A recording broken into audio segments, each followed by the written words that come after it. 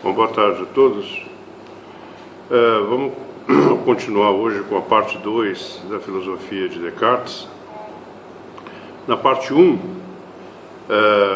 praticamente nós chegamos até a famosa frase duvido, penso, logo existo, onde a dúvida metódica representou praticamente a maior parte da análise até chegar à primeira verdade, a primeira certeza, que é duvido, penso, logo existo.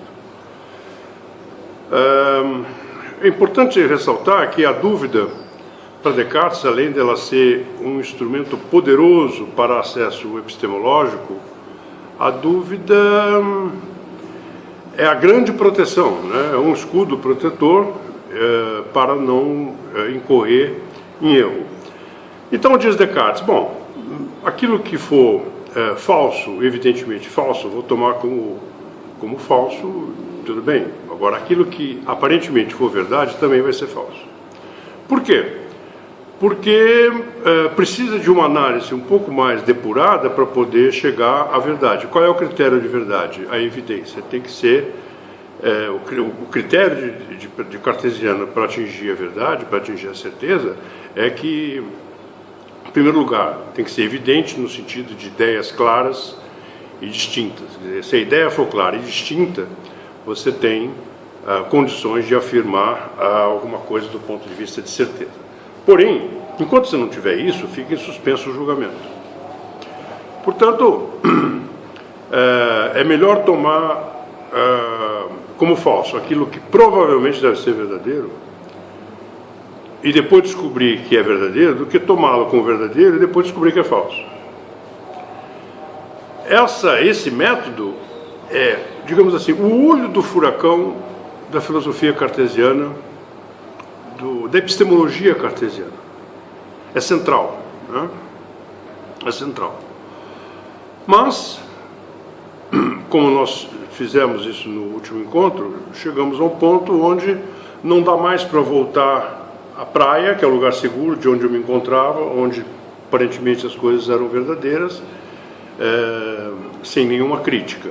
Agora, Descartes se afastou tanto daquela suposta certeza e agora está em águas profundas, onde não dá mais para firmar o pé e também não dá para voltar para a praia porque está muito longe, ele se afastou muito da praia, quer dizer, e chegou à conclusão de que está duvidando o tempo todo, e aí você tem chance de afirmar que se você está duvidando, está pensando, logo existe. Essa é a primeira certeza. A segunda certeza é a natureza do eu. O que é o eu? Né?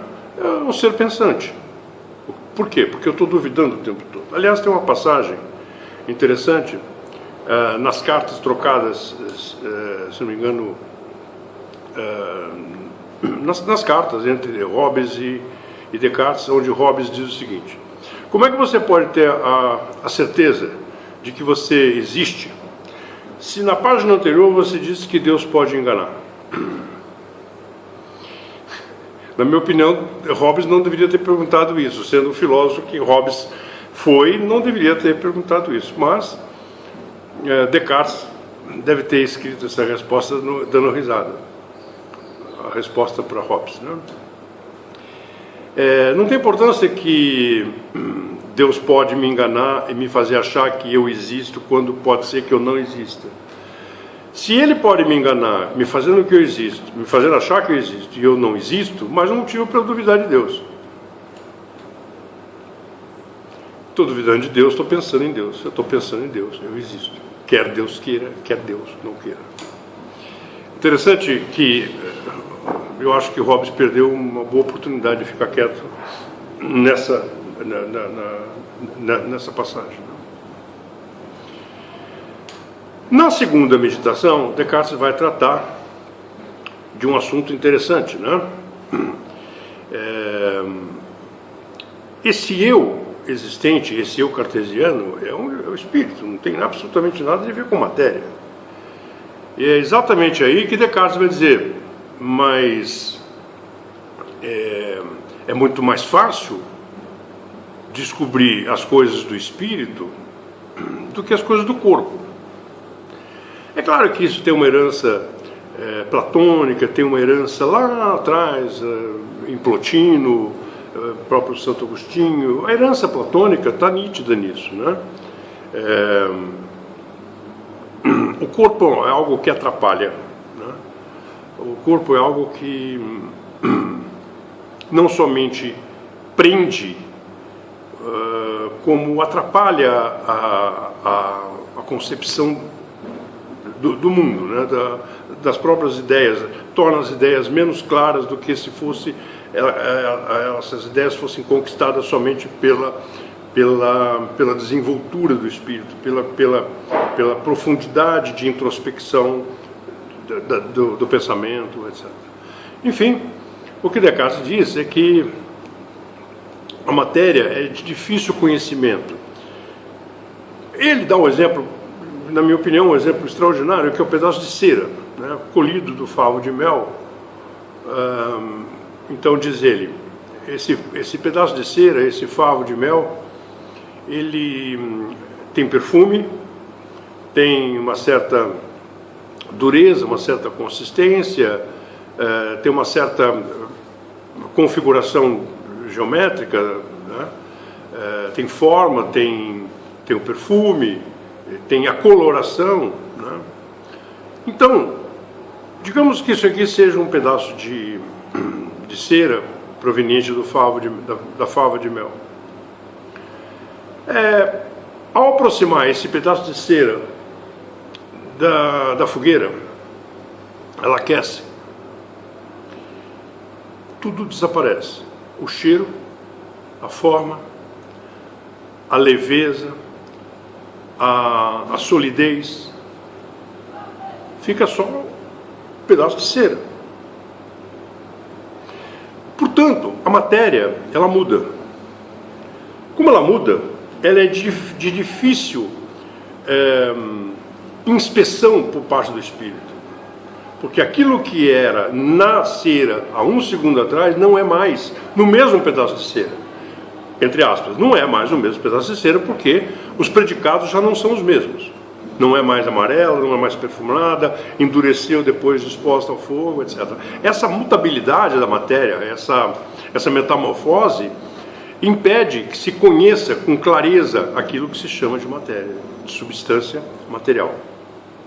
Interessante que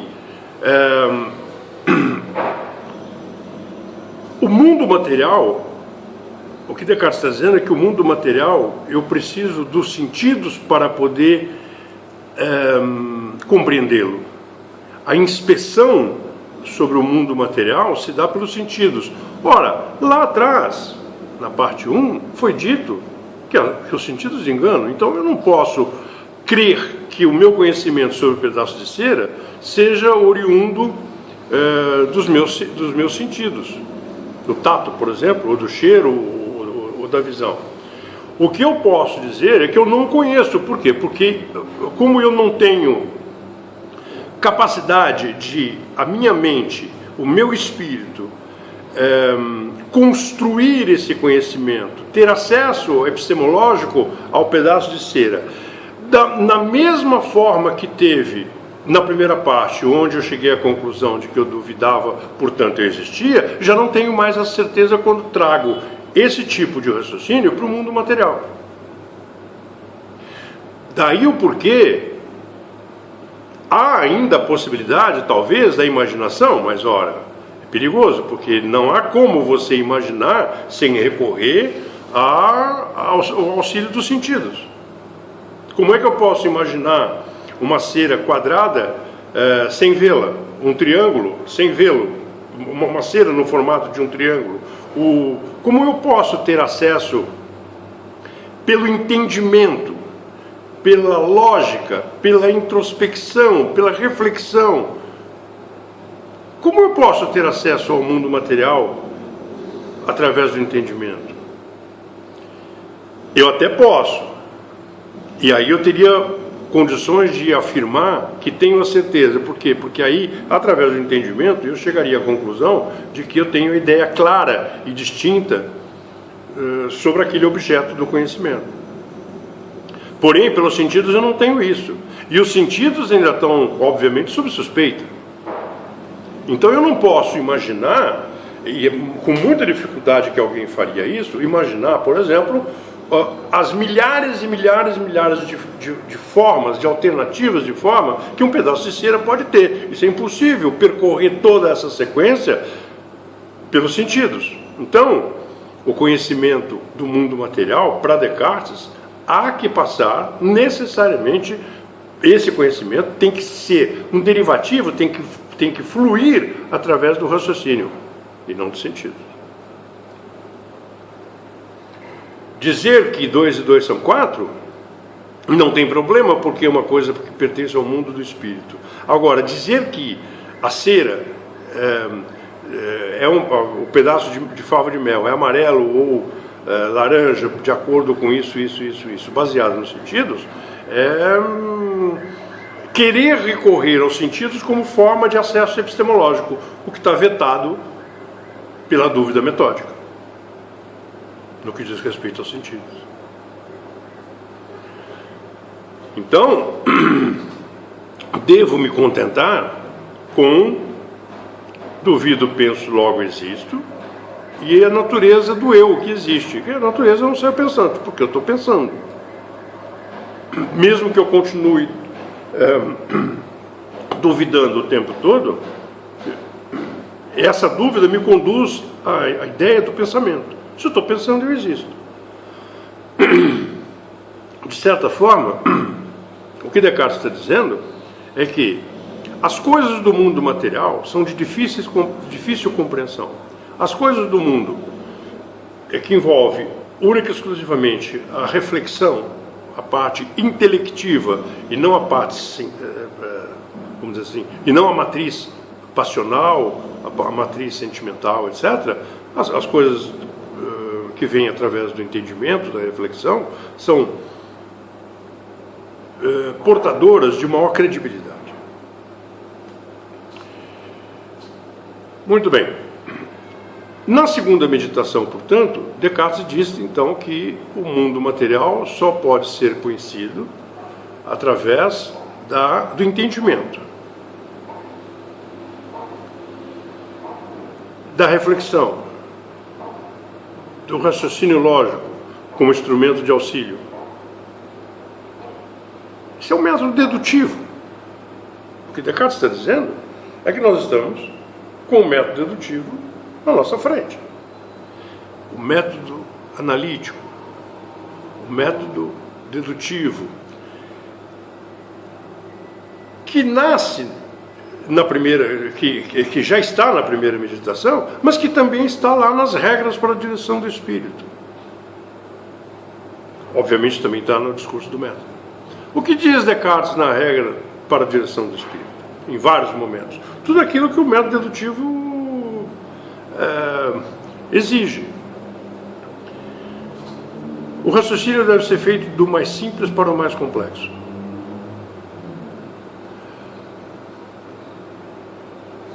Enumere as passagens, não confie na memória. É o método dos matemáticos, o método dos geômetras. Confira, mesmo que tenha chegado a contento, a um termo final, confira as passagens anteriores. Não vá à frente se não tiver absoluta certeza do que ficou para trás.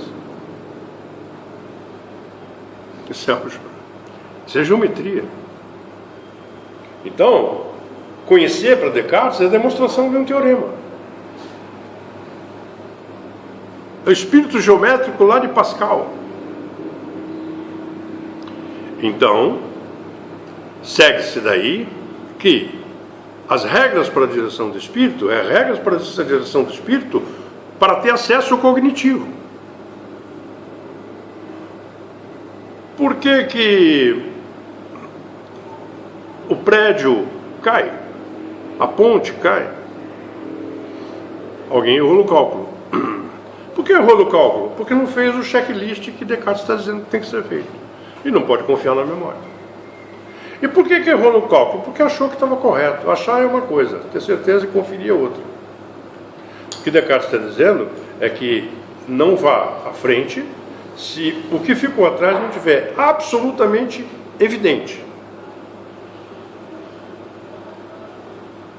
Bom, vamos admitir que Descartes, você tem, o que eu quero dizer é o seguinte, vamos admitir que você tem um saco de goiaba na mão, uma dúzia de goiaba.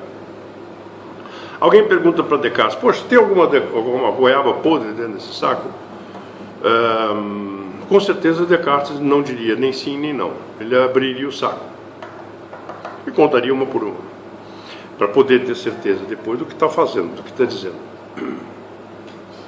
Esse checklist, esse vai e volta do raciocínio para poder caminhar para frente a partir das certezas já conquistadas, das certezas anteriores, é o método mesmo dos geômetros, dos matemáticos, que nós conversamos na parte 1, já conversamos na parte 1, e agora Descartes nos apresenta novamente isso com a evocação das regras, né, para a direção do espírito.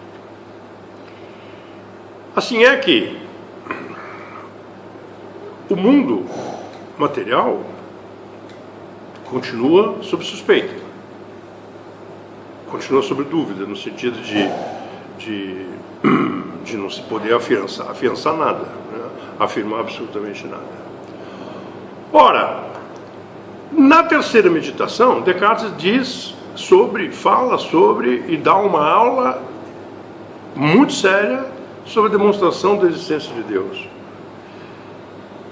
Eu disse anteriormente que para Descartes não interessam provas, interessa demonstração. É a análise, é o passo a passo que interessa para Descartes, a conquista da verdade. Então, a demonstração da existência de Deus também é um outro exemplo de demonstração como se fosse um teorema, passo a passo. Parte-se da ideia de que eu sou um ser tão imperfeito que eu nem sei, eu não tenho nem a terceira certeza, eu tenho a segunda só, que eu sou um ser pensante, portanto eu sou imperfeito. Ora, quem me fez? Quem me fez o quê? Não o mundo material, não o corpo, o eu pensante, o espírito. Não pode ter sido eu, porque eu sou imperfeito para isso. Portanto, Descartes vai tirar da realidade subjetiva a ideia de que, se eu sou imperfeito, há alguma coisa contra, né, do outro lado, infinitamente perfeito, que me fez, infinitamente poderoso, que me fez. Isso dá a ideia de que, sendo Deus infinitamente poderoso, infinitamente perfeito,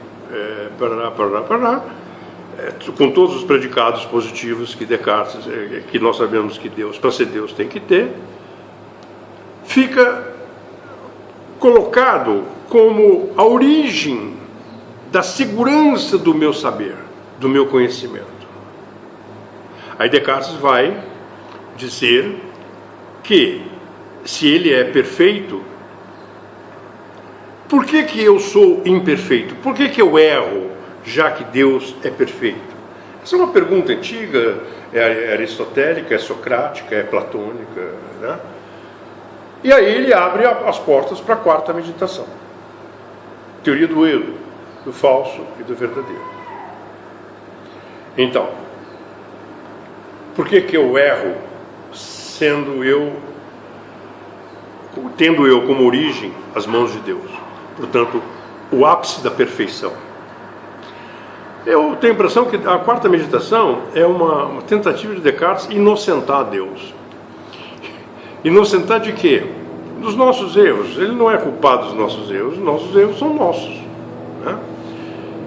Porque se ele tem um poder infinito, pode ficar parecendo que realmente os erros nossos não são nossos, pertencem a ele, que tem um poder muito maior do que nós e permite esses erros. Na realidade, Descartes não concorda com isso, e não concorda mesmo, e vai dizer por que não concorda.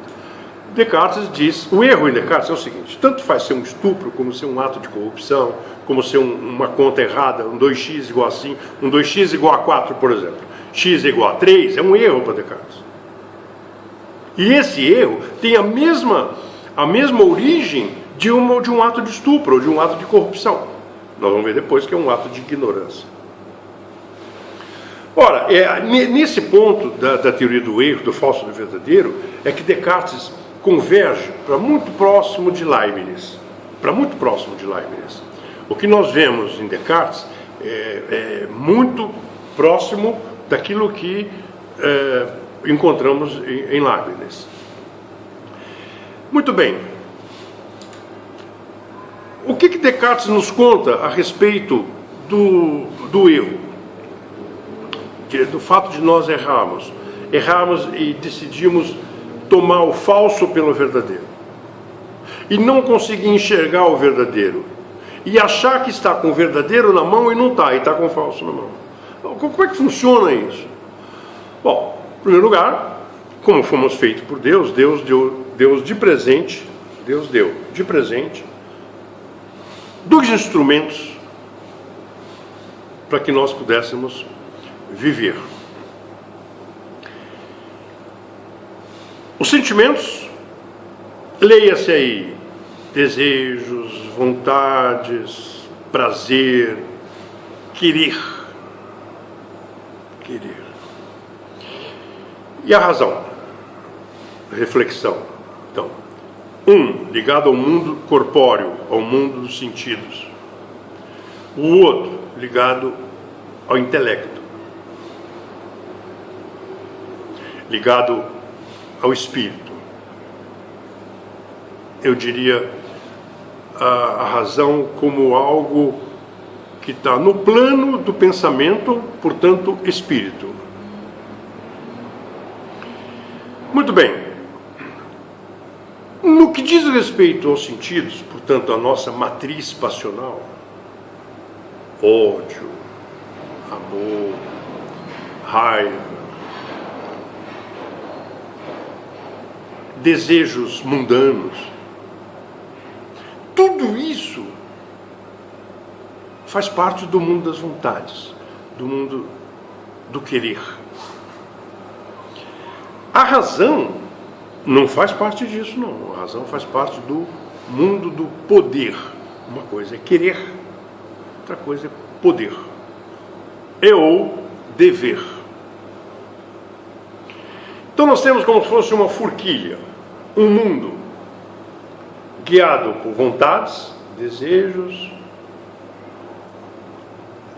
Leibniz chamaria isso de percepções confusas, não esclarecidas, o desejo, prazer, o prazer do alimento, o prazer da bebida, o prazer do vício, o prazer do sexo, o prazer...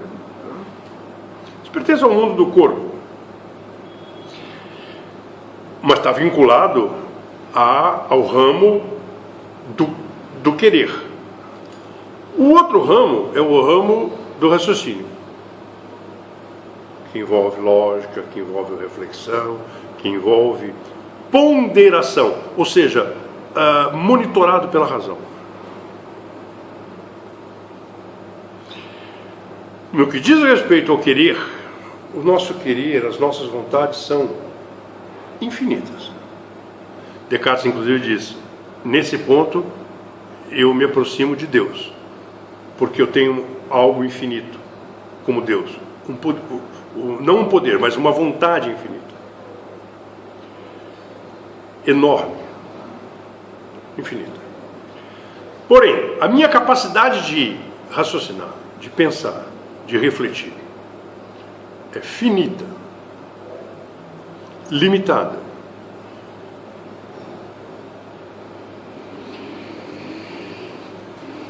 Em termos de linguagem matemática, nós teríamos uma vontade maior do que a capacidade de refletir. Se a vontade for maior do que a capacidade de você refletir, você abre a geladeira, come um pudim, sabendo que é diabético.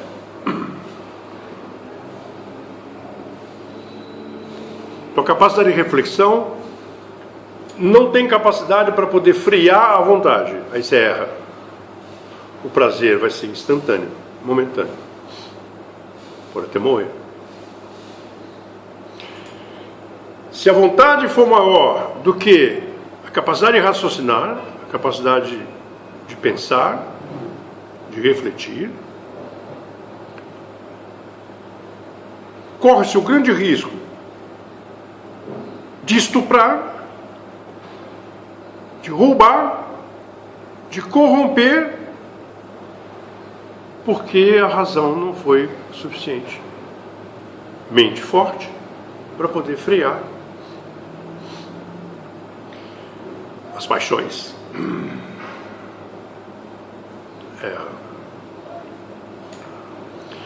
Portanto, trata-se de mudar de lado o sinal, a reflexão, ser capaz de, sendo forte, frear, parar o querer, o desejo, a vontade, as paixões humanas.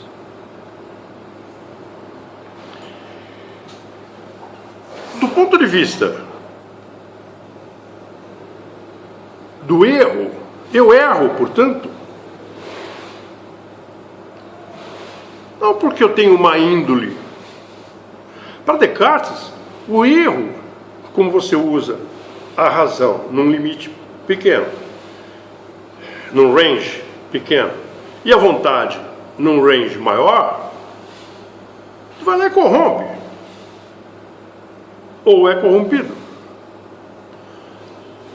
Portanto, a corrupção não é fruto da índole do indivíduo. É claro que para Descartes a corrupção é tão pecado, porque é uma ofensa a Deus, como somar 2 mais 2 igual a 5. Mas pecado por quê? Porque é um desrespeito a Deus. Por que é desrespeito? É uma ofensa a Deus. Porque é um desfeito com o presente que você ganhou, que foi a capacidade de raciocinar e você não usou. Para Descartes, não precisa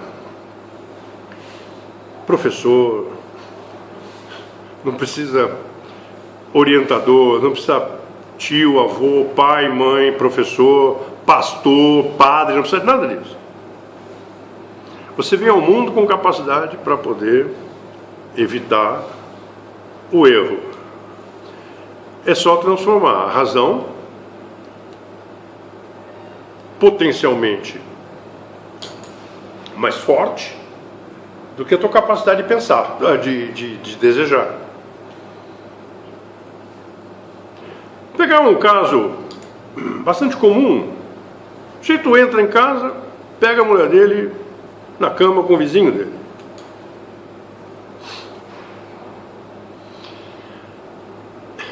Com o pijama dele. O sujeito dificilmente vai parar para pensar. Ele vai lá e mata os dois. O que acontece?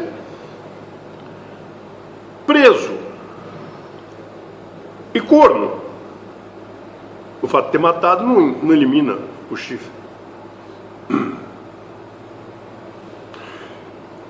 É preferível ser corno e livre. Portanto, não mata. Isso é uma questão de pensar, de reflexão. Bom, mas esse jogo, poucas pessoas jogam. É por isso que o mundo é do jeito que é. Portanto, a ética moral em Descartes tem um nome. O dualismo, razão, paixão. Razão, paixão. O sujeito atinge uma certa posição na camada, na hierarquia social, na camada social. Depois de alguns anos percebe que ele só conseguiu aquilo não por capacidade dele, mas porque ele corrompeu bastante, foi corrompido bastante, roubou um bocado, traiu seus eleitores. É difícil encontrar essas pessoas por aí hoje em dia, né? Quem trai eleitor, quem rouba, é difícil corromper, é uma coisa muito, muito difícil. Chamar um sujeito desse de ladrão é um elogio para ele, pô. É um elogio. Não é ladrão. Pode ser. Mas antes de ser ladrão, antes de ser corrupto, o cara é um ignorante. Para aqueles que acham que eu estou exagerando, quando Jesus estava preso, crucificado, ele não disse para ninguém: olha, então, esses ladrões, esses assassinos, esses... Ele não disse isso. Ele disse: Pai, perdoai, porque eles não sabem o que fazem. Ora, lá de onde eu venho, alguém que não sabe o que faz, o que é? Ignorante. Se chamar um político famoso de ladrão, não ofende tanto. Agora, se eu disser para ele que ele é ignorante, pode ter certeza que ele não vai dormir. Ignorante não no sentido de diploma, de ter ou não ter um curso. Não. Tem muito médico por aí que estupra. Portanto, tem diploma e é ignorante do mesmo jeito. Não é essa a questão. A ignorância está na incapacidade do sujeito inverter o sinal entre reflexão menor do que as vontades e transformar as vontades menores do que a capacidade de reflexão, que é para evitar o erro. Esse é o caminho. Está em Descartes isso. Como também está em Leibniz. Oportunamente veremos isso. Em Leibniz, com um pouco mais de tempo. Ora, metade daquilo que os políticos fazem hoje em dia, primeiro que metade do que eles falam é mentira, a outra metade não é verdade, certo? Segundo, por que a sociedade está descrente da classe política? Falta de ética, imoralidade. Então, a reflexão menor do que as paixões.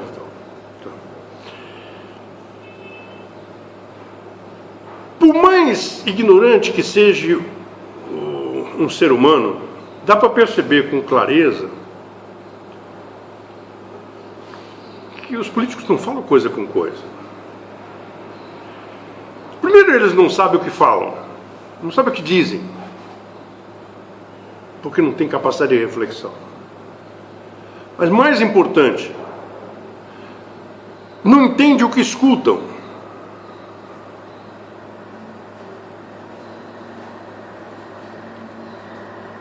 Portanto, a corrupção, ela está espalhada num leque muito grande, no país inteiro.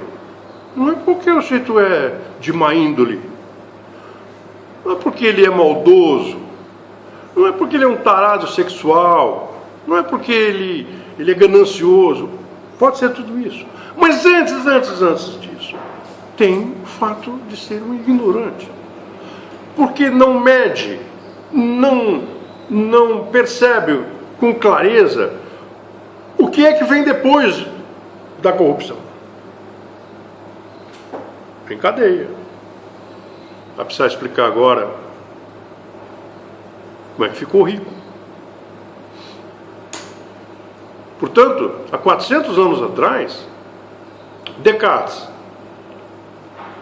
ao construir essa teoria do erro, que serve como base moral, como base para a discussão ética hoje, utilizou apenas um instrumento simples, doado por Deus. Dois instrumentos, a razão e os sentimentos. Você faz o que você quiser com as suas vontades, mas você tem a razão para frear. Acabou. Muito obrigado por tudo e voltaremos em breve com o nosso novo encontro.